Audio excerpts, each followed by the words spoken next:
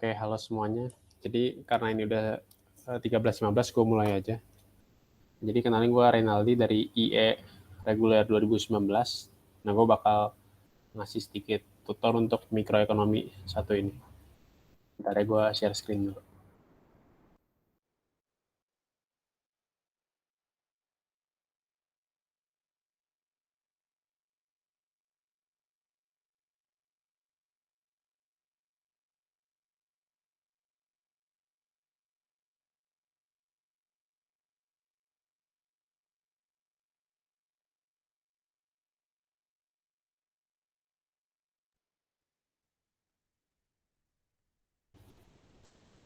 Oke, jadi gue bakal bahas paket soal UTS, dan yang bakal gue bahas itu midterm yang untuk tahun 2020-2021.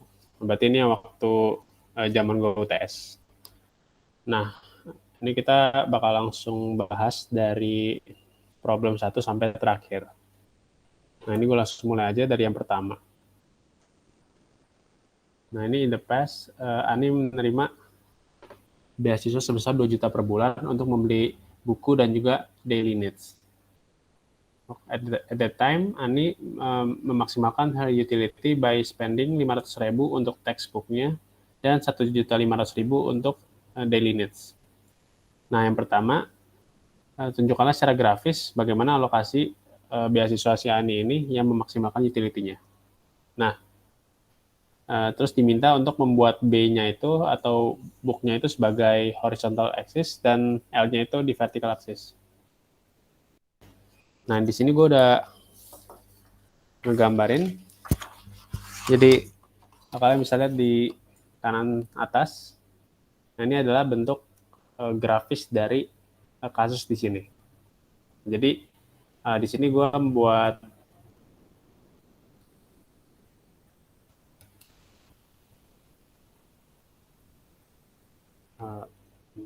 di sini gue buat asumsi dulu bahwa kan dibilang bahwa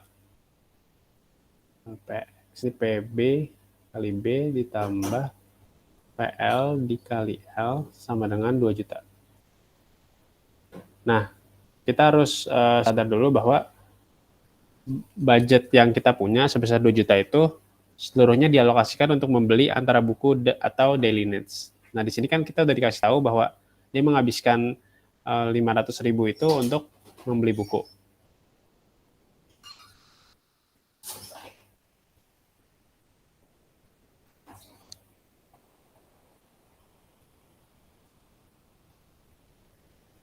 Terus di sisanya untuk digunakan untuk membeli daily needs.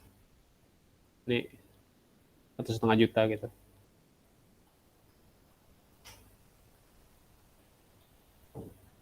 Nah, di sini gue asumsiin bahwa harga bukunya itu adalah 50.000. Jadi si orang ini tuh membeli sebanyak 10 buku. Dan gue asumsiin harga daily needs-nya itu 150.000. Jadi di sini juga orang ini membeli sebanyak 10 daily needs.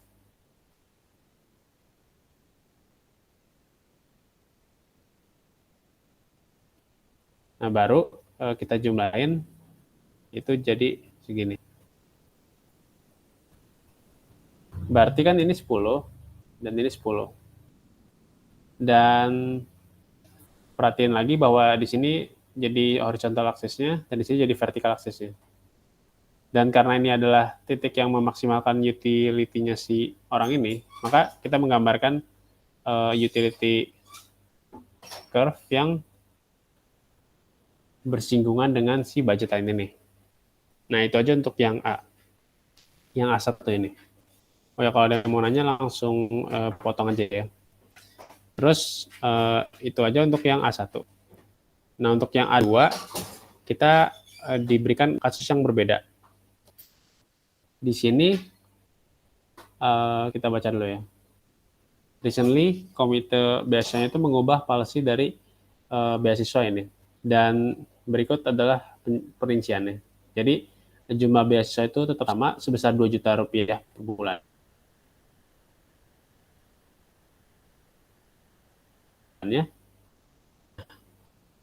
Cuman cara pemberiannya itu yang berbeda. Jadi si komite ini tetap memberikan cash, tetapi hanya sebesar 1 juta, dan sisanya itu hanya bisa digunakan untuk membeli buku. Nah, jadi kan yang cash ini bisa digunakan untuk membeli buku ataupun daily needs. Nah, ini yang 1 juta ini bisa digunakan untuk membeli buku atau daily needs.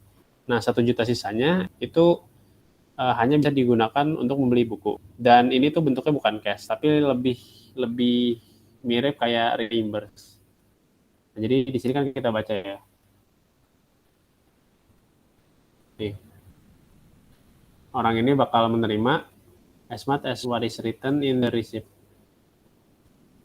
Nah, jadi kayak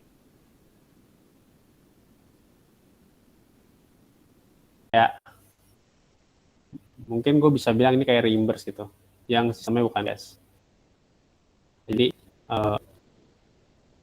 ini adalah mekanisme pemberian beasiswa terkininya. Kemudian kita minta untuk menggunakan grafik tunjukkan bagaimana perubahan budget constraint yang disebabkan oleh perubahan posisi ini, dan juga tunjukkan bagaimana alokasi budget yang bisa memaksimalkan utilitas orang ini. Kemudian kita diminta untuk membandingkan level of utility dari yang sebelum diubah dan juga setelah diubah. Nah, ini gue gambar di bawahnya ini adalah budget line yang baru. Nah, ini kan patah ya, atau king gitu kan. Nah, penjelasan sederhananya itu kayak gini. Jadi, di sini kan dia cuma punya cash 1 juta. Kemudian yang reimburse tadi 1 juta.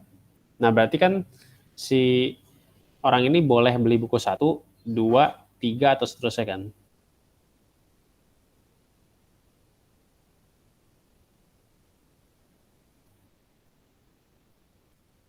Nah, di sisi lain dia tuh cuma punya 1 juta.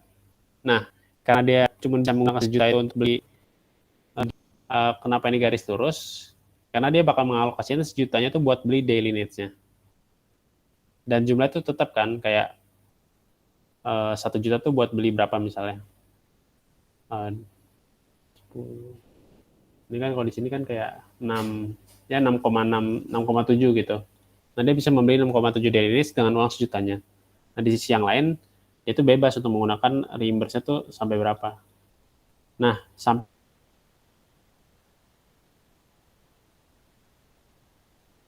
di satu titik.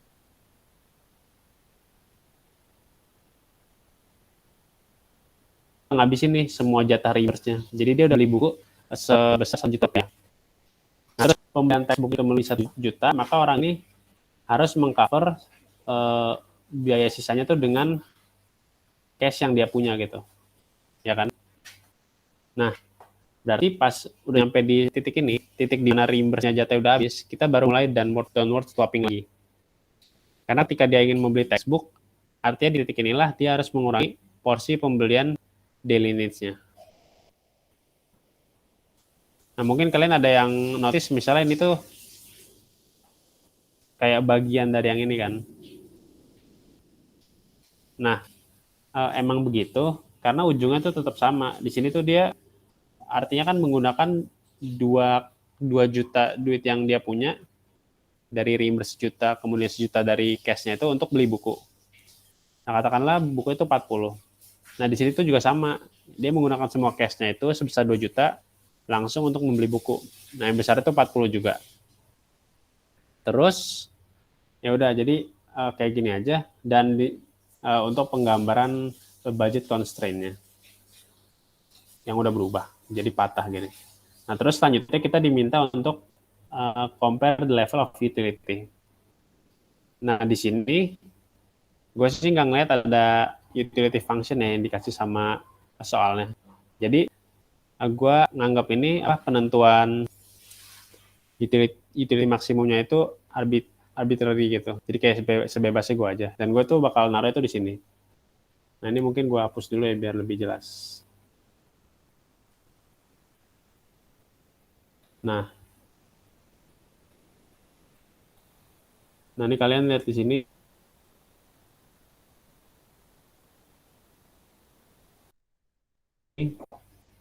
Di titik ini nih.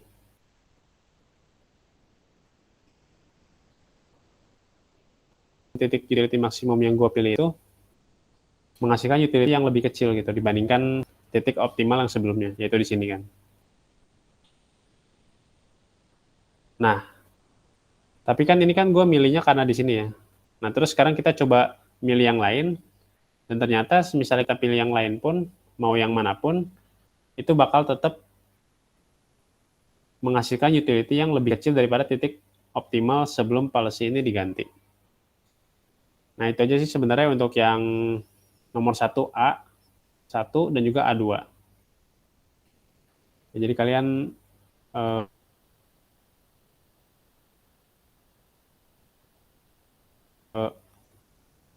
dulu kurva budget line yang barunya, yang patah ini, terus ya udah kalian coba tentu satu titik mana kira-kira jadi titik utilitas maksimumnya. Nah, ternyata kan tadi ditemuin bahwa utility yang kan itu lebih kecil dari yang utility di titik optimum di soal A1. Nah, terus coba kalian pilih titik-titik lain, dan ternyata kesimpulan yang didapatkan itu sama, bahwa si titik-titik yang ada di budget line yang baru ini akan selalu menghasilkan utility yang lebih rendah dari utility di titik optimum di soal 1A. Nah, itu sih untuk yang ini. Pada mulanya langsung potong aja ya. Terus, misalnya nggak ada yang nanya, gue lanjut ke yang B. Nah, ini masih mirip-mirip, kita masih ngebahas soal utility juga.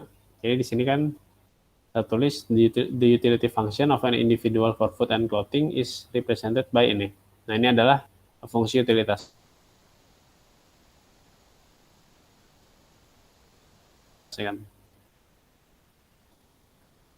Jika harga food-nya itu 20.000 dan juga harga clothing-nya itu 100.000,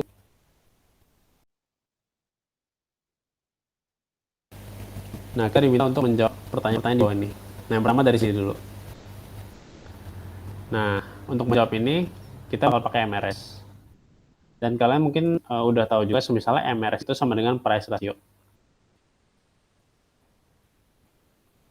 Nah, di sini kan ditanya, how many M will be given?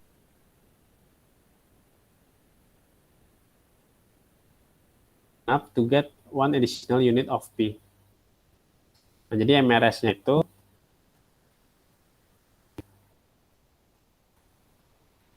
ya, jadi kan pertama-tama tuh pastiin dulu urutannya kayak gimana. Apa yang mau di given up gitu. Dan apa yang mau kita obtain gitu. Nah, nanti ini tinggal masukin aja angkanya, kita kan udah punya. Nah, ini sama dengan 5.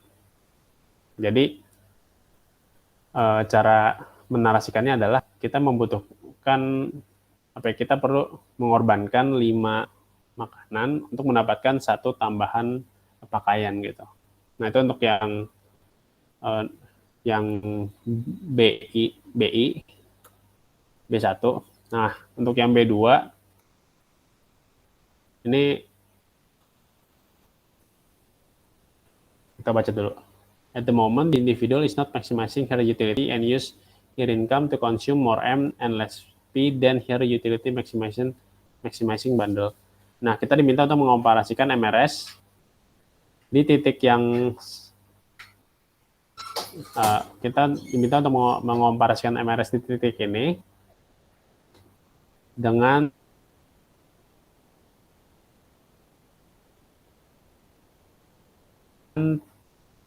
tadi part 1 gitu. Nah, yang di part 1 itu kan kita menemukan MRS yang dalam ya. Gampang kalian bahwa dia itu bersinggungan. Artinya MRS-nya itu ada di sini. Nah, kemudian di sini dibilang bahwa si orang ini mengonsumsi more M, berarti M-nya nambah, dan juga less P, berarti P-nya kan berkurang. Nah, berarti titik yang baru itu dari sini. Nah, di sini dikasihin sketch the 2 points consumption bundle to help you answer this question.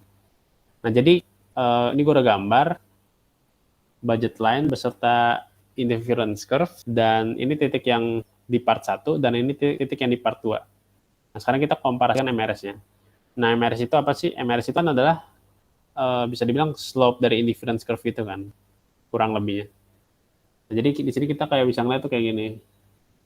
Nah, jadi kalian tunjukinnya secara grafis gitu. Ini misalnya mindahin tuh gitu kan. Oke. Nah, kayak gini kan. Nah, kan MRS itu kan min D per dx atau delta Y per delta X kan. Nah, di sini kita ngeliat nih bahwa bundle di part 2 ini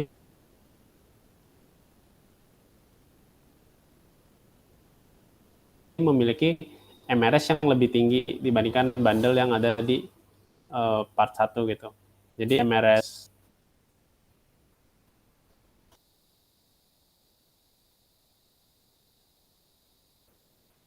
dua itu lebih besar dari MRS 1.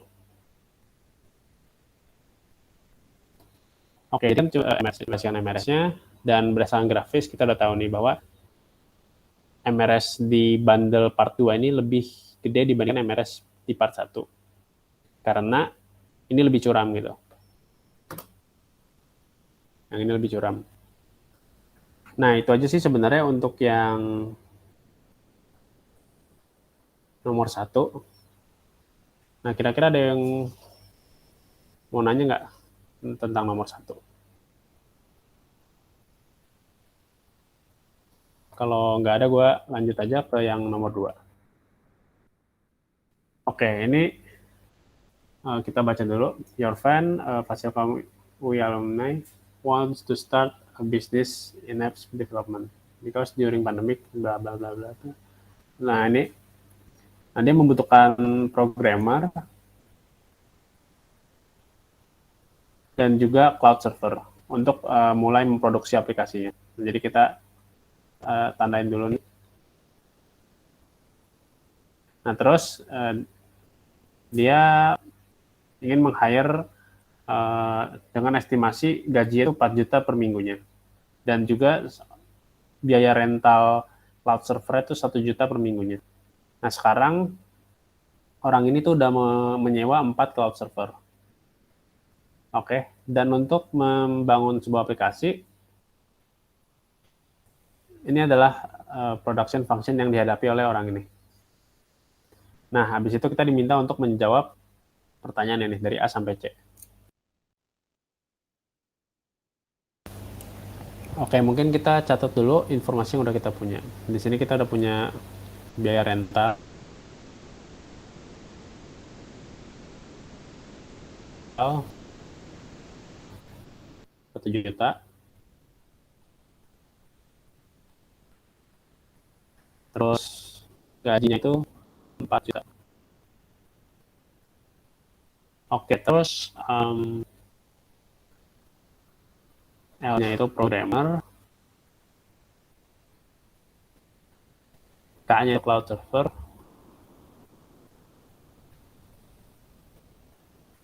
yang jumlah itu 4 sekarang kan.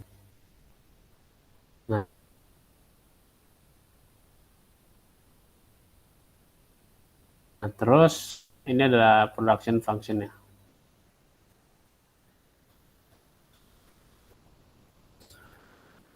Oke. Sekarang kita jawab dari yang pertama. Calculate the following. In the short term, if your friend has 200 million rupiah per week, how many apps is he able to produce? Nah, berarti kan ini ditanya berapa aplikasi yang bisa si teman dia ini produce kan. Berarti kita bakal pakai rumus production function. Nah, untuk bisa menemukan key, itu kita harus menemukan L dan K-nya kan. Nah, di sini, di kasus short term ini, itu kita selalu mengasumsikan bahwa capital itu udah fix. Dan di sini kan dibilang bahwa dia udah punya 4 cloud server, berarti capital itu udah fix. Itu sebesar 4 cloud server. Jadi kita langsung aja ganti ini. Nah, jadi production function yang kita hadapin sekarang adalah ini. Dan berarti kan di sini kita harus mencari L-nya. Dan cara mencari L-nya itu kita harus membuat cost function-nya. Jadi sebenarnya untuk kasus-kasus produksi ini sebenarnya kayak kombinasi-kombinasi dari itu aja gitu, antara production function dan juga cost function. Nah, di sini kan rumus cost function kan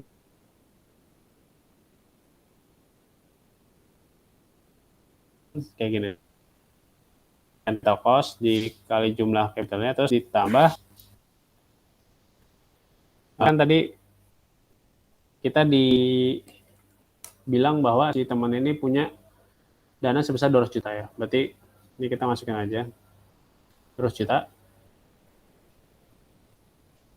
Nah, terus rental cost-nya itu kan tadi 1 juta per minggu dan si orang ini tuh udah punya 4 cloud server kan. Terus berarti langsung aja ini tulis 4 juta. Nah, ini juga wage rate-nya itu kan udah tahu 4 juta terus dikali L. Nah, nanti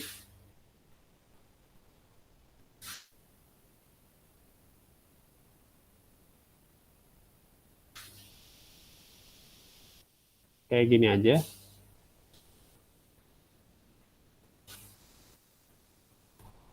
Nanti L star ya. Itu 49.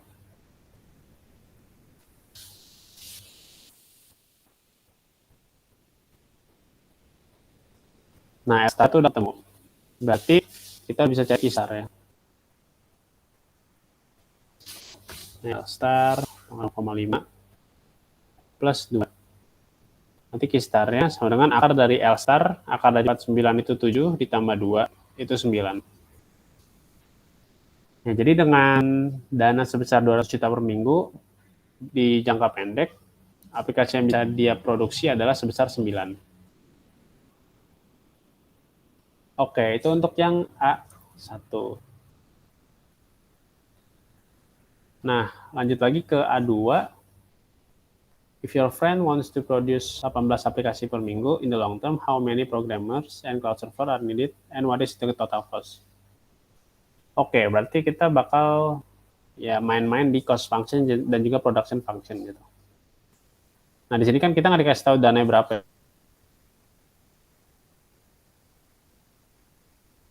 ya, karena itu yang mau kita cari justru kan.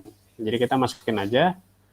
Nah, di sini tuh cost function-nya masukin huruf K-nya ya. Karena di jangka panjang kita menganggap semuanya itu sebagai variabel gitu, termasuk capital. Jadi tadi kan tetap 4 juta tuh. Tunggu di sana. Oke. Nah, ini 1 juta kali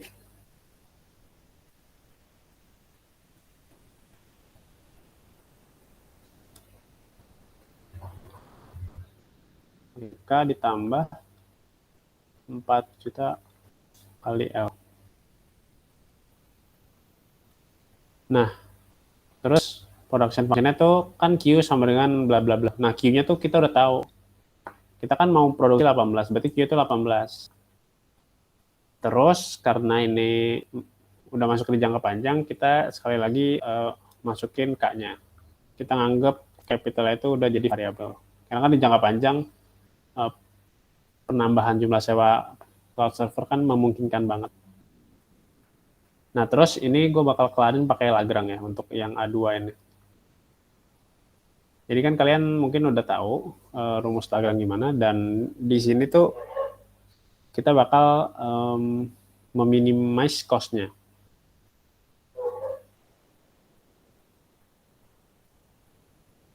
Ya, jadi kita bakal meminimize cost-nya. Dan kenapa bukan yang satunya? Kenapa bukan yang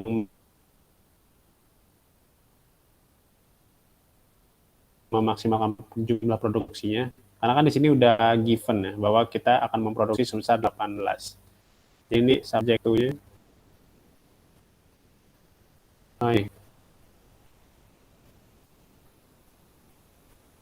Nah, terus ya dokter kerjanya pakai Lagrange.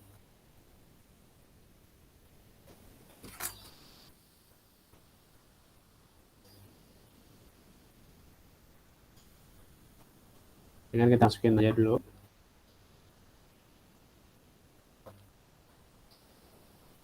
K ditambah 4 juta L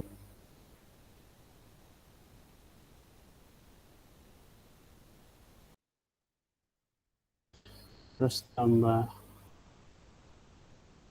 ya, dikali kurang. Nah, habis itu kan kayak biasa kita turunin terhadap K, terhadap L, juga terhadap lambdanya. Nah, terhadap K ini kan berarti K dikurang 0,5 lambda conditionnya untuk meminimize cost-nya kan. Terus selanjutnya ke yang L, ini juga sama. Kita bakal turunin itu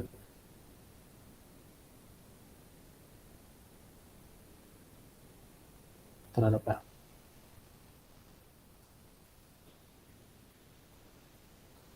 Turunin terhadap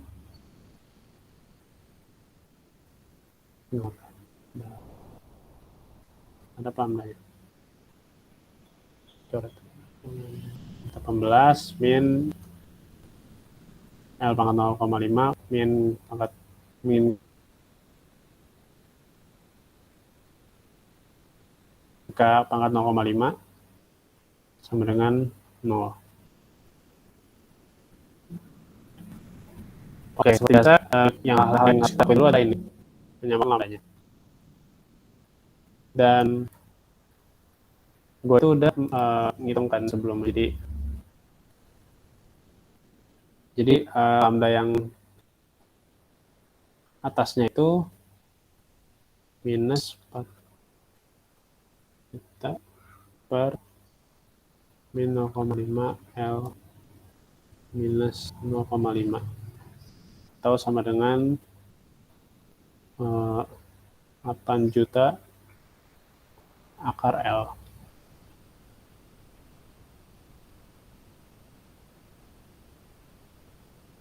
Terus yang bawahnya itu langsung ya udah, sekarang kita samain lambdanya.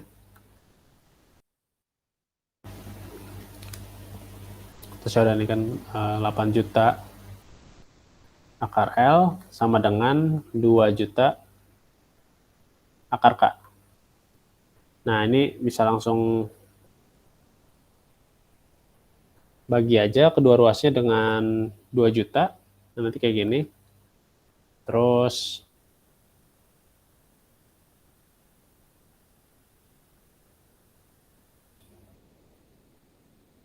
nah, terus ini buat cari K-nya, kita kan harus kuadratin kedua ruasnya. Jadi ini bakal 16L dengan K. Nah, ini anggaplah persamaan keempat gitu. Dan yang ini anggapnya persamaan 1, persamaan 2, dan persamaan 3. Oke, sekarang kita solve yang persamaan 3 dan persamaan 4 berarti kan. Nah, berarti tadi kan persamaan 3-nya itu kayak gini, 0,5, 0,5 ya.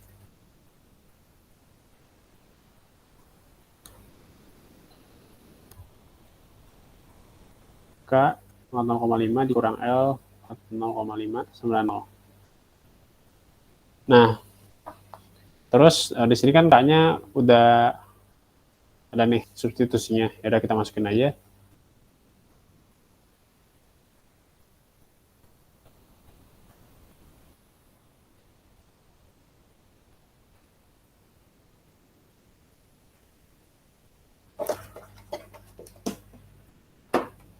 Oke. Ini kan pangkat 0,5 sama dengan akar ya. Jadi ini langsung aja 15 min 4 akar L min akar L dengan 0. Terus min 5 akar L sama dengan min 18.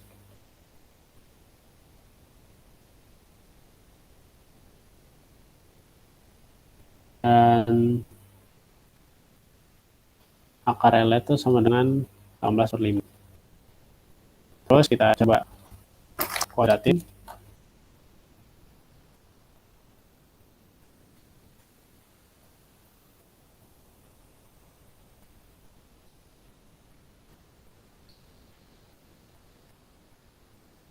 Nanti ketemu hasil 12,96.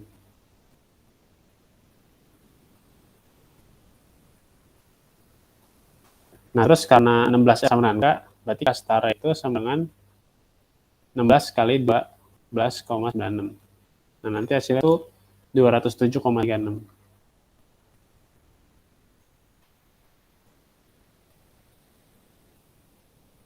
Oke, jadi di jangka panjang si orang ini tuh membutuhkan cloud server sebanyak 207,36 dan programmer sebanyak 12,96 untuk membuat 18 aplikasi gitu per minggunya. Nah, berarti kan kita udah nyampe ke yang ini, yang berapa sih dibutuhin gitu kan L sama K-nya.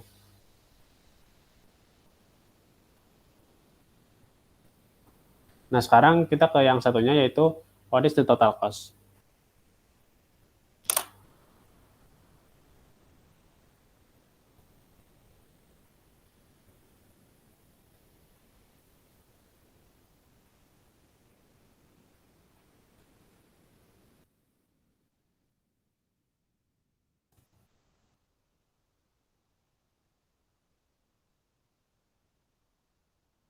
Oke, what is the total cost? Berarti kan kita bakal pakai total cost. Berarti kan kayak biasa aja kayak atau tadi yang cost doang, C doang gitu kan. Nah, di sini anggapnya C star gitu ya. Sama dengan RK star plus WL star.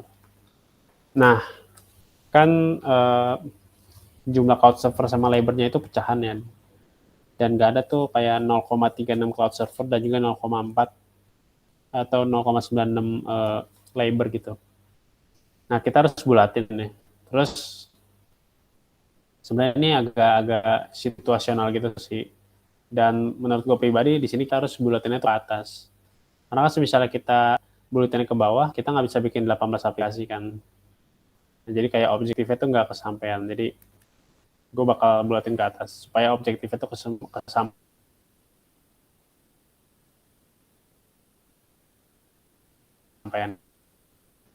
Terus ini tadi sejuta dikali 207 yang 4 juta dikali 13 orang. Nah, nanti 208 ditambah 52. Nanti 260 juta itu adalah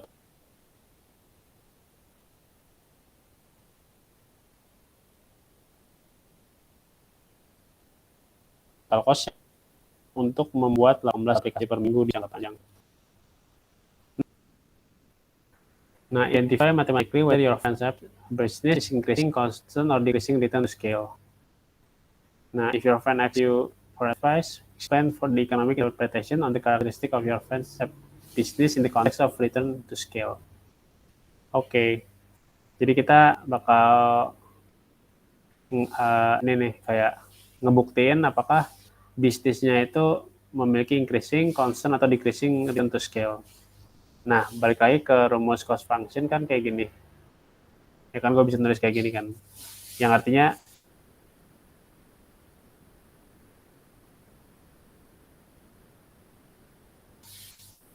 ini consist of L dan juga K, di mana rumus itu adalah ini.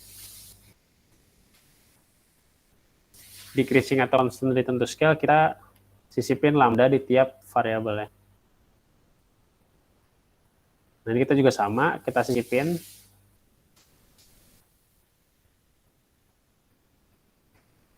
di tiap variabelnya. Nah, ini kan jadi 0,5, ini kita pisahin nih kan.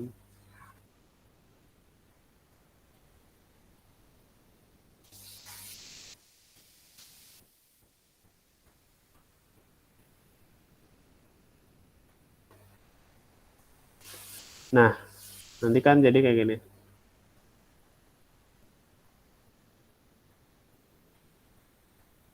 Ini sama kan nih.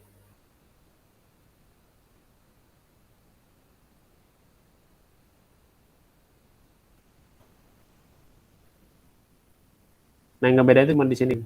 Nah, terus mungkin kalian juga udah paham lah ya kondisinya itu kayak gimana. Kayak misalnya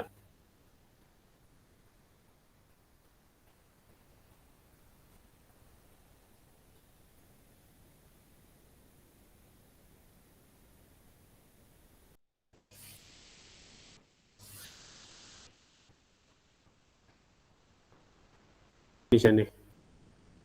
Misalnya lambda yang kita temuin itu lebih kecil dari lambda pangkat 1, artinya kita memiliki kasus decreasing return to scale.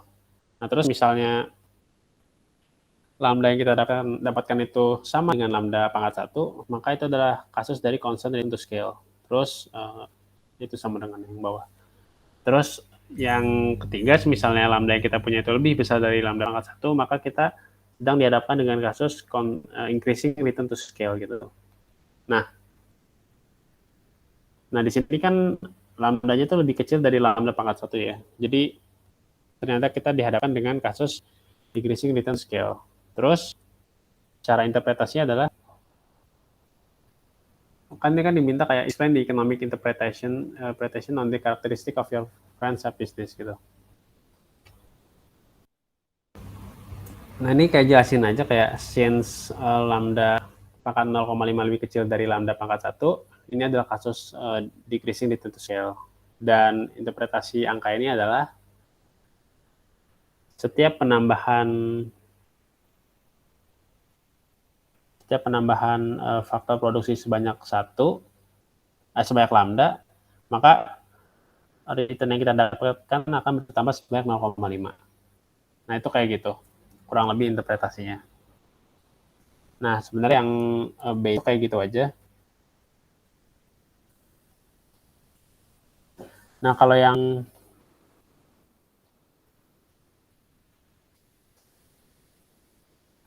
C ini sebenarnya kalian bisa baca di buku Pindik gitu. Jadi statement ini tuh false karena sunk cost itu tidak dimasukkan ke dalam fixed cost baik di jangka panjang maupun jangka pendek. Nah, alasannya tuh ada di buku. Gue agak lupa ya. Intinya tuh kayak sunk cost ini tidak dimasukkan ke dalam perhitungan cost function kita. Nah, itu untuk yang 2C.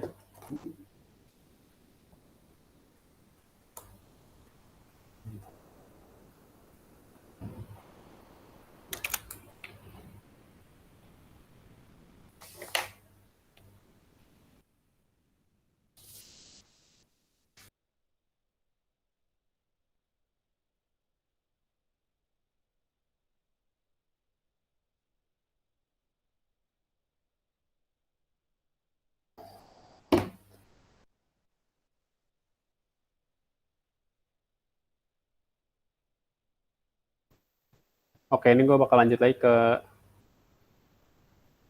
nomor selanjutnya, ke nomor 3.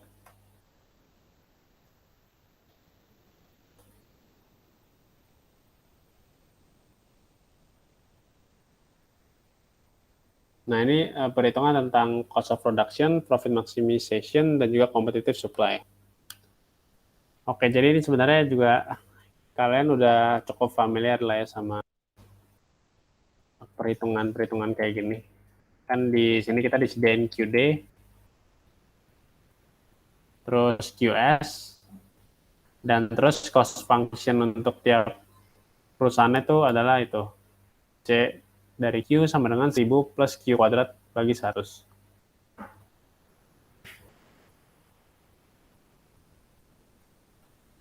Nah, ini QD-nya, ini QS-nya, terus tiap perusahaan menghadapi cost function sebesar ini.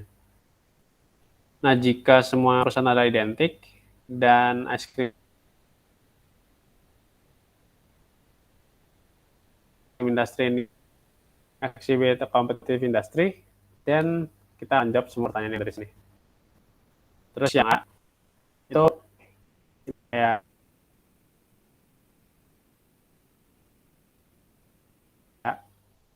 biasa aja kita samain QA sama QS-nya buat nyari pestar dan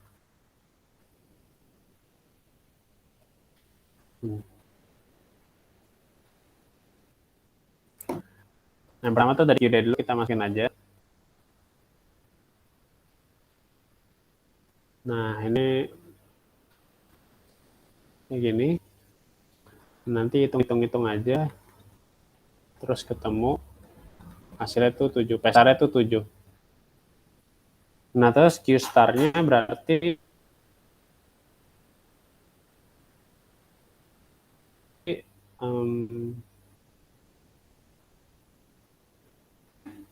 kita pakai Q terus kali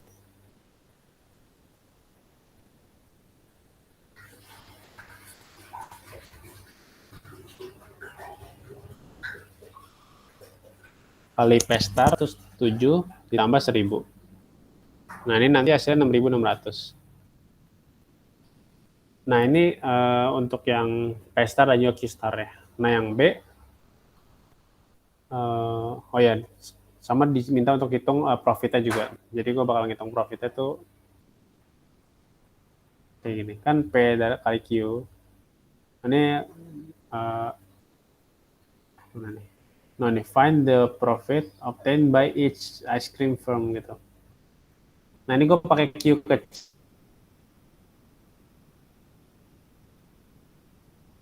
kecil karena Q besar itu melambangkan quantity demand untuk seluruh industri.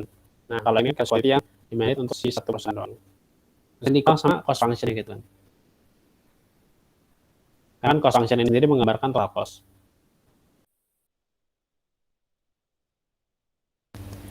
Oke.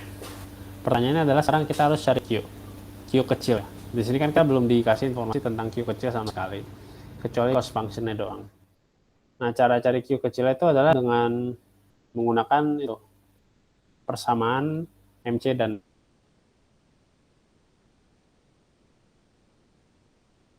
P. MC P. Nah, kenapa begini? Kan kita kan berada di kasus kompetitif ya kan. Jadi ya MC-nya itu sama dengan P, sama dengan M, sama dengan demand gitu. Nah, terus berarti kita cari MC-nya dengan menurunkan TC terhadap Q kan. Nah, TC-nya itu kita udah punya, atau cost function itu 1000 plus Q kuadrat per 100. Nah, itu diturunkan aja, nah nanti jadinya tuh 2Q per 100. Sama dengan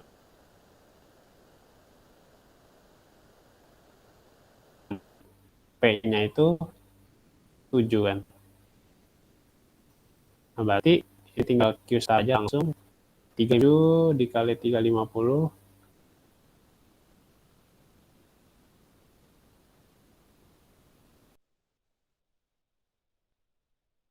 dikurang 1000 50 kuadrat per 100.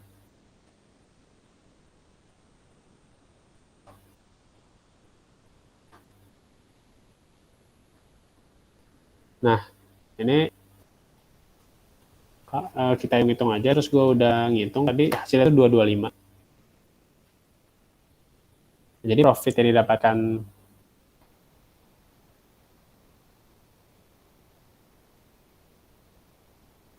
setiap perusahaan di equilibrium itu sebesar 225. Nah, itu udah jawab pertanyaan A.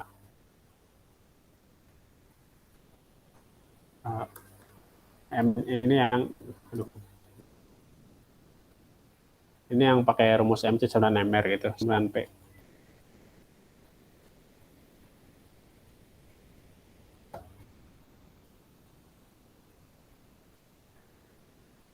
Oke, lanjut yang ke B. Nah, ini pertanyaannya adalah, will there be new ice cream firm enter the industry or may there be old ice cream firm exiting the industry in the long term? Nah, jelaskan jawabannya dan gunakan graphical analysis. Nah, gue tuh udah buat. Nah, ini adalah penggambarannya secara grafis.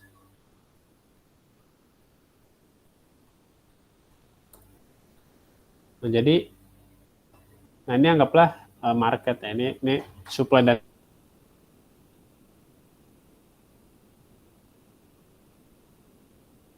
demand di market, dan ini adalah supply dan demand di firm gitu. Terus kita gambar biasa, gambar FC gini. Nah, terus kan posisinya si perusahaannya itu, tiap-tiap perusahaannya profit kan sebesar 225. Berarti kita berada di titik P1 nih, atau di titik P1 kan. Nah, yang terjadi selanjutnya itu apa? Yang terjadi selanjutnya adalah orang-orang di luar market ini tuh tertarik untuk masuk menjadi pengusaha gitu. Akhirnya mereka masuk dengan harapan akan mendapatkan profit, lalu supply-nya itu akan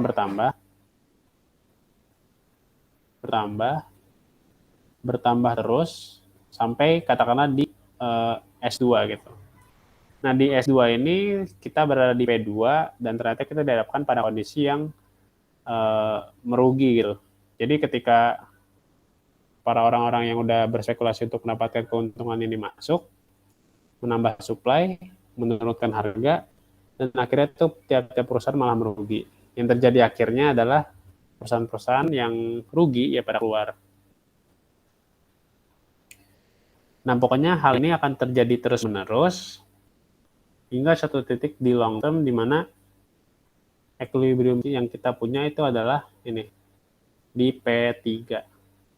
Di mana di titik ini tidak ada perusahaan yang punya insentif untuk keluar dan juga tidak ada orang-orang di luar market yang terinsentif untuk masuk itu.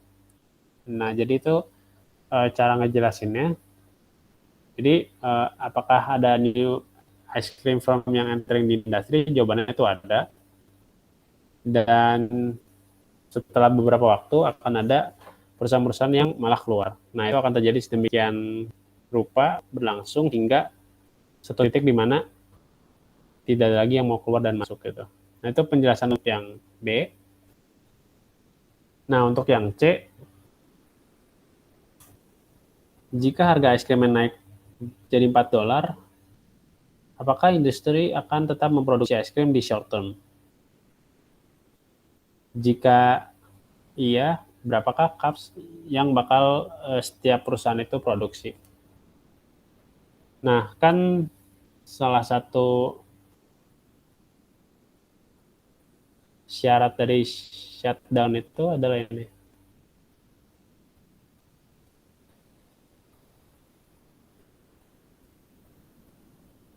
Nah, ini sama dengan AVC kan. Nah, terus di sini tuh udah ditetapin AVC itu P-nya itu sebesar $4.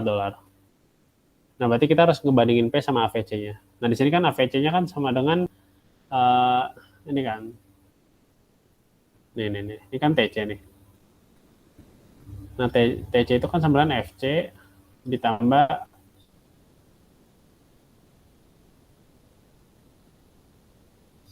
kan. Nah, ini sama kayak total cost sama dengan total fixed cost ditambah total variable cost. Nah, berarti AVC-nya itu adalah total variable cost dibagi Q. Berarti Q plus 100.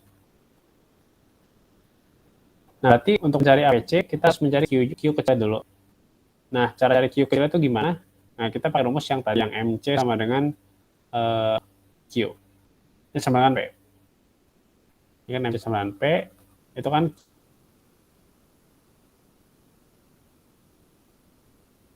Q per 50 ya. Itu sama dengan 4, dan Q itu sama dengan 200. Nah, kita baru bandingin deh.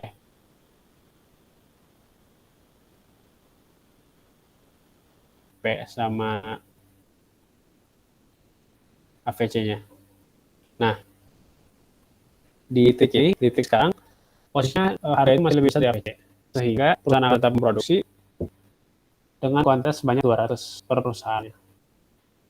Nah, itu untuk yang C. Untuk yang D,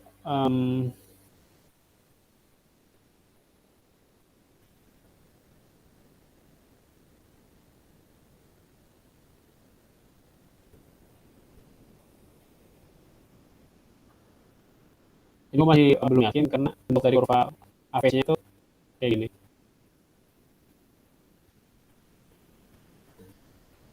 Jadi kan kita harus kayak mencari titik minimum AVC-nya kan. Nah, misalnya bentuk kurva kayak gini, berarti ada di sini kan. Nah, ini gue jadi agak ragu sama yang D ini. Nah, nanti dulu untuk yang D. Nah, itu aja sih sebenarnya untuk yang nomor 3 ini. Jadi, ini sebenarnya kayak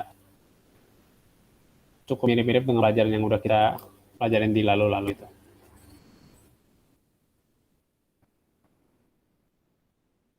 Nah, mungkin sekarang gue bakal ke nomor 4. Nah, ini kasusnya udah berkaitan sama government policy. Jadi udah ada keterlibatan pemerintah di dalam market, dan di sini kasusnya adalah mengatur impor. Nah, yang pertama kan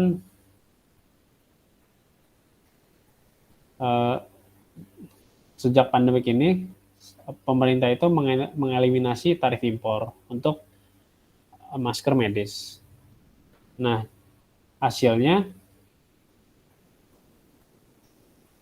semua permintaan disposable surgical mask itu terpenuhi oleh produksi domestik dan juga impor. Terus 99 juta surgical mask itu diimpor pada harga 400 juta rupiah. Nah, di bulan yang sama, perwakilan dari industri tersebut tuh meminta government untuk mengembalikan impor tarif ke angka semulanya. Nah, asumsikan bahwa tarifnya beneran di restore.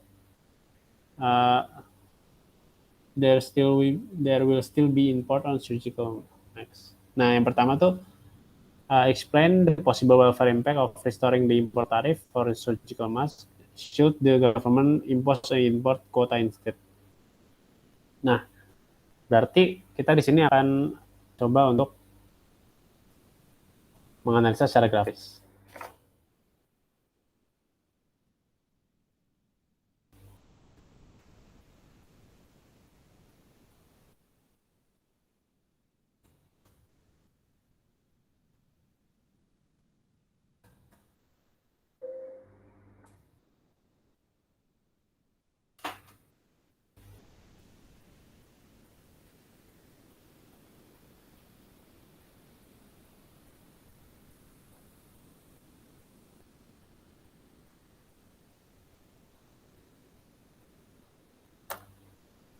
Oke, jadi kan kita diminta nih untuk membandingkan apakah sebaiknya pemerintah tuh mengembalikan tarif impornya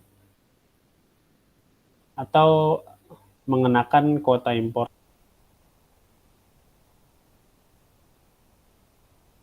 aja. Nah, di sini gue udah menyediakan dua kurva yang memperlihatkan bagaimana tiap pasti itu mempengaruhi market. Yang pertama ada yang ini tuh yang eliminate tarif impor tarif. Nah, itu yang ini tuh import quota.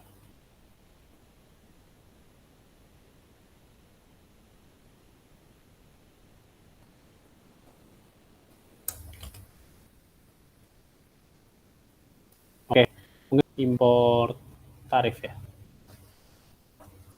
Nah, kan setelah menghilangkan tarif, ini ada ini screenshotan.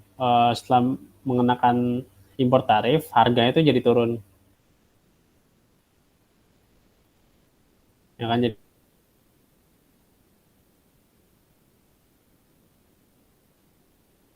ke sini nih. Nah, kemudian domestic producer itu cuma gini. Kan Q2, ini Q1 gitu. Q1 ini Q2. Itu ditutupi oleh impor.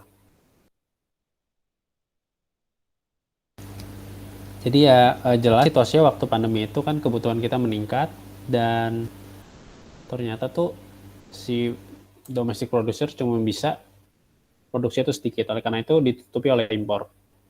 Terus industri kan minta untuk menaikkan tarif impornya lagi supaya surplusnya lebih gede lah. Nah, sekarang kita lihat dampak apa yang akan terjadi. Nah, katakanlah tarif impornya dipasang lagi, berarti harga itu naik. Oke. Nah, di situasi ini mari kita lihat apa yang terjadi gitu. Nah, kan awalnya kan surplus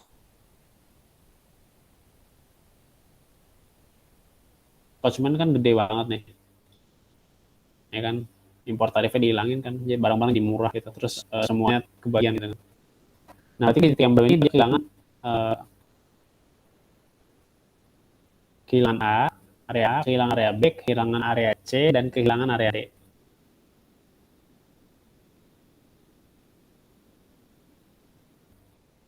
Nah, si produser surplus ini berarti diuntungkan dong yang domestik ya. Nah, berarti yang terjadi adalah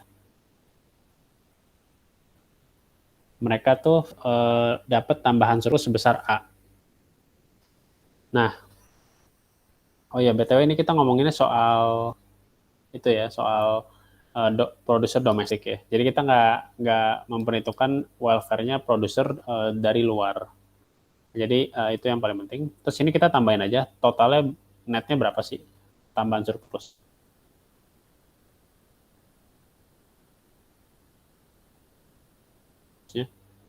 Dan katakan ini total surplus itu sama dengan pemerintah menyetujui untuk menaikkan tarif impor. Yang terjadi selanjutnya adalah kita kehilangan surplus total sebesar B, C, D gitu.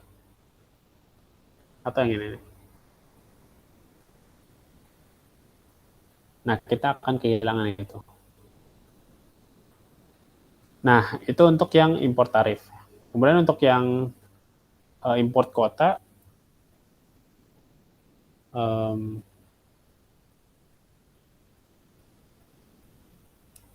sorry, kita balik deh.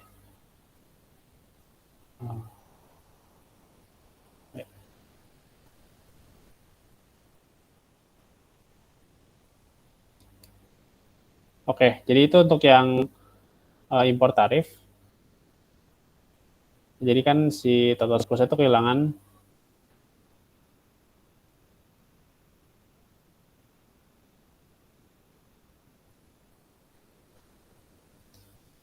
min B, min C, min D. Sekarang yang ke impor kuota, apa yang terjadi? Jadi misalnya kuotanya ditentukan, ada itu dikurangin, berarti yang impor tadinya ini ke sini, gede banget dibatasin kan, cuma jadi ke sini doang. Nah, dampaknya apa? Nah, kita akan melakukan analisis lagi terhadap surplusnya. Yang pertama itu terhadap consumer, ya tentu dia akan dirugikan lagi gitu. Dia akan kembali ke sini kan. Nah, berarti itu min A, min B, min C, min D. Nah, terus si produser ini nambah dong.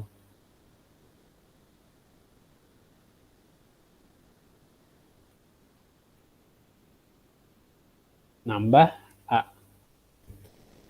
Nah, ini kan mirip banget sama kasusnya si impor tadi kan. Nah, yang bedain di kasus kuota impor ini, tarif itu tetap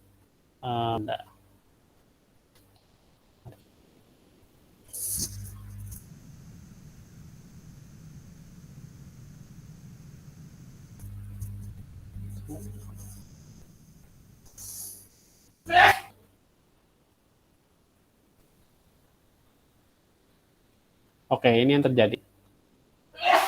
Nah, berarti yang gue salah itu yang di sini.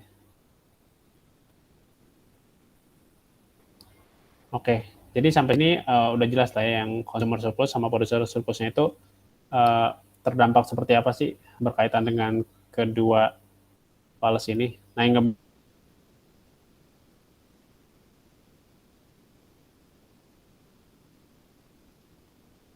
bedain tuh di impor tarif.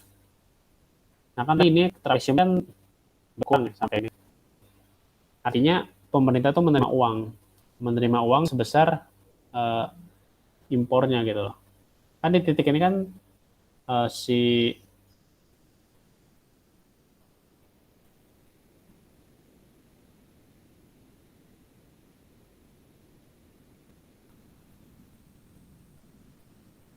produser kan produksi dari sini kan. Nah, dari sini ke sini itu diimpor dari luar, dan karena pemerintah memasang impor, artinya pemerintah mendapatkan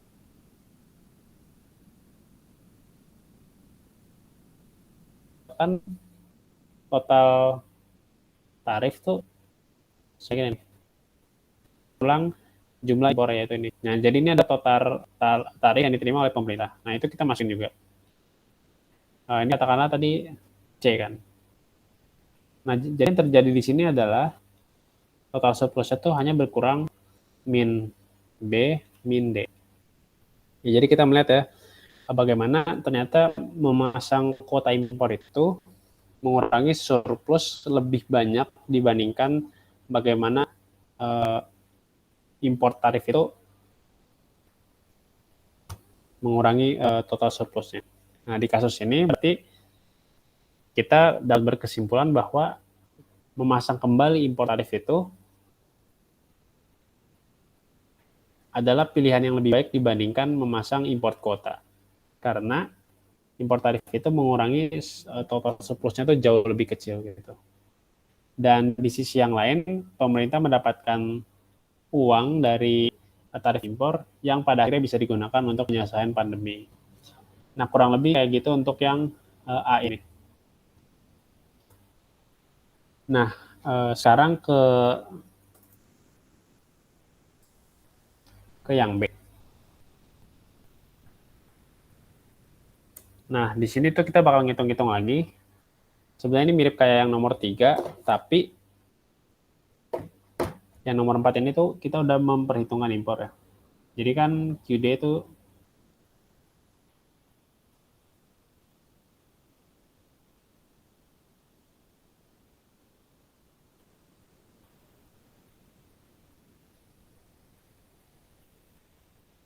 plus 600 P.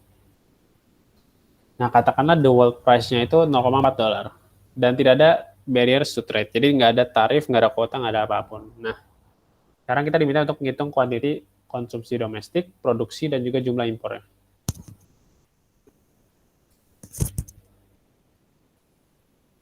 Oke, jadi yang pertama kita harus lakukan adalah menghitung demand-nya. Kan di sini kan QD-nya kan 210 min 2P. Terus P-nya itu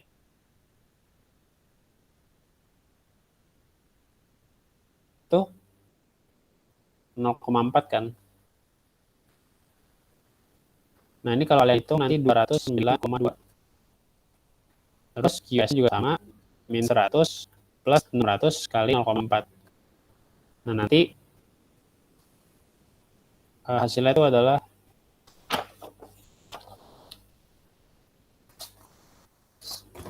bentar.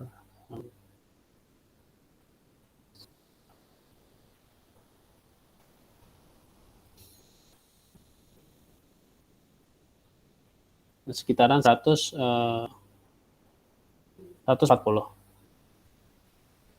Nah, berarti ini adalah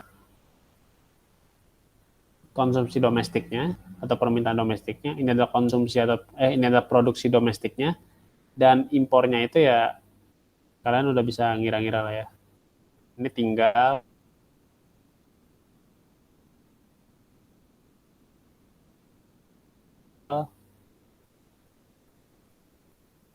QD kurang QS. Jadi keluar 69,2. Nah, itu untuk yang B.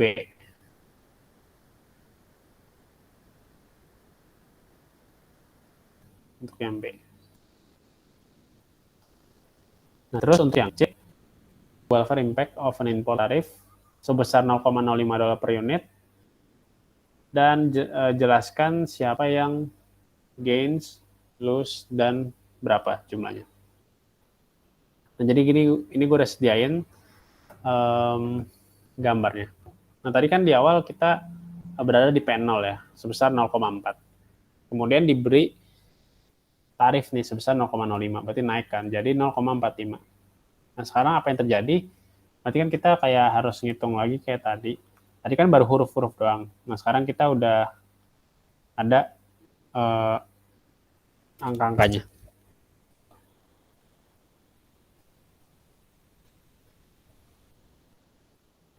Oke, jadi mulai dari yang produser surplus dulu. Nah, kita bakal lihat dulu perubahannya itu kayak gimana sih. Nah, jadi rumusnya tuh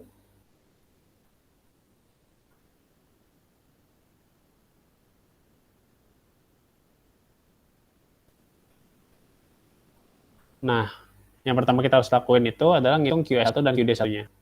Jadi, QS1 itu sama dengan 210 min 2 kali 0,45. P-nya kan udah baru nih. Nah, nanti kalian itu hasilnya 209,1. Terus QD-nya itu juga, oh ini QD, sorry. Nah, untuk QS-nya, ini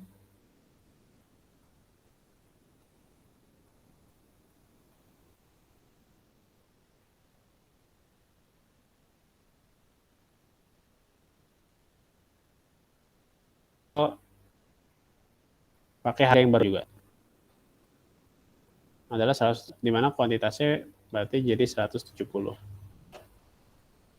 Nah, berarti ini 170, ini 209,1, ini 209,2.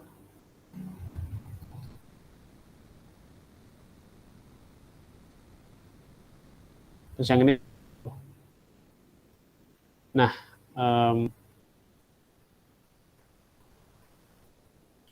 nah untuk yang produser surplusnya itu, kita bakal coba ngitung dulu. 140, 140 ditambah 170 kali 0,05 per 2. Nah, sebenarnya kan rumus yang ini nih. Buat ini nih.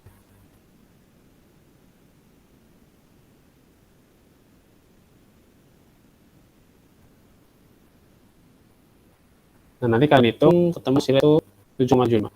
Terus masukin angka yang kalian bakal pakai. Nah, nanti ketemu kayak gitu. Terus yang untuk customer surplusnya berarti kita kan dari sini nih. Ini kan awalnya kayak gini nih si konsumennya. Nah, terus ada tarif nih. Ya udah sekarang welfare itu cuma segini doang. Nah, berarti kita kan harus kurangin dengan min A, min B, min C, dan min D. Nah, yang A-nya ini udah ketemu, berarti kita cari yang sisanya gitu. Tapi kalian juga bisa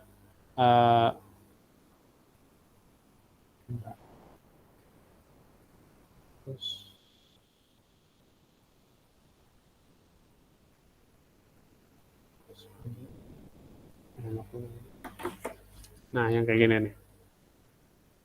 Nah, ini kalian bisa langsung hitung kayak gini.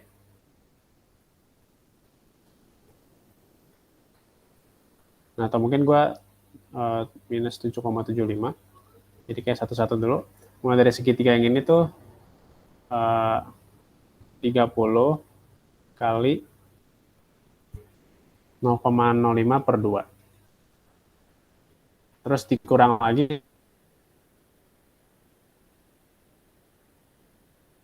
sama yang C, itu berarti kan kotak dari 0,05 kali 39,1 gitu.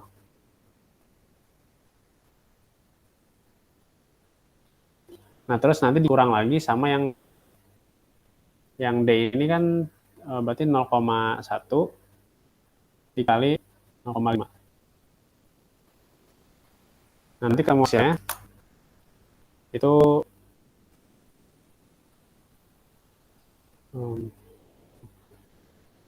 nah,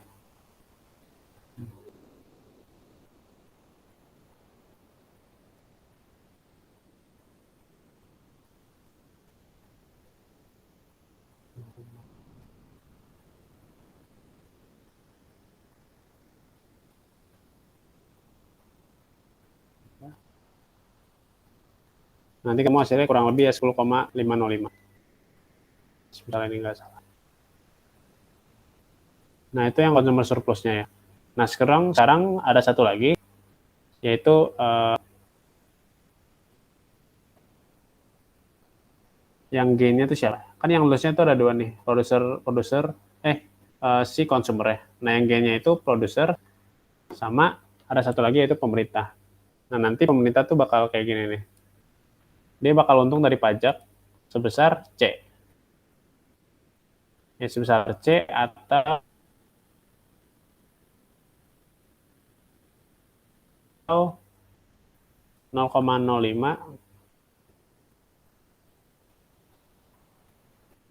Nah, artinya dia mengambil tarif sebesar 0,05 dari 39,1 impor yang masuk. Nah, itu kan berarti tinggal dikaliin aja.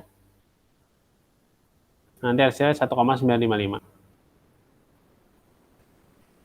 Nah, berarti di sini kalian udah bisa kayak kasih kesimpulan bahwa explain detail who gains, who lose itu ada gainsnya itu ada pemerintah sama produser, terus yang lose itu ada consumer, dan besarannya itu adalah ya hasil perhitungan kita ini. Nah, sebenarnya untuk yang nomor 4 ini kayak gitu aja. Nah, jadi kalian kalau misalnya balik lagi ke sini,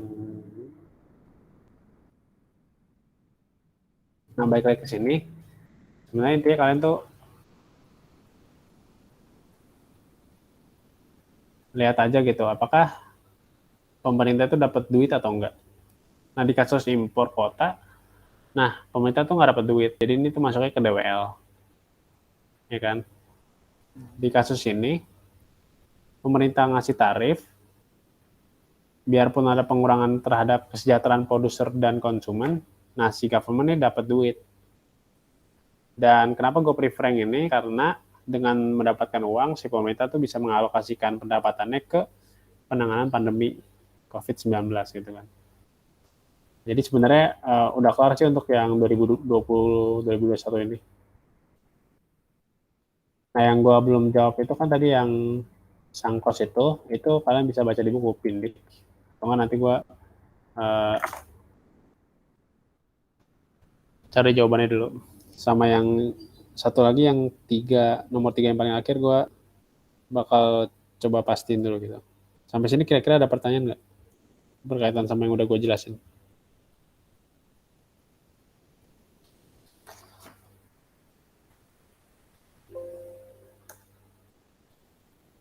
Udah clear sih Kak kayaknya. Oke. Ya udah. Ini gimana nih kira-kira diudahin aja kah?